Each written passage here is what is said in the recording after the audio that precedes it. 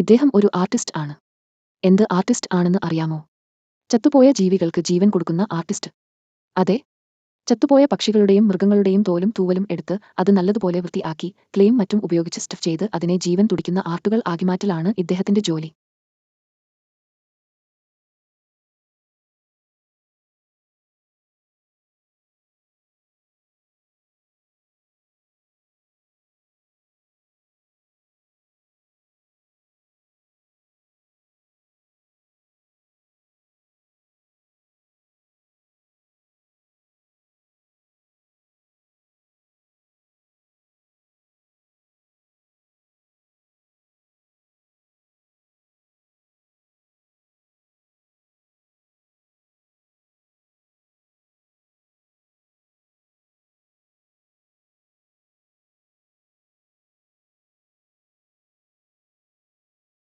പക്ഷികൾ മാത്രം അല്ല ഇദ്ദേഹത്തിന്റെ ആർട്ടുകളിൽ ഉള്ളത്.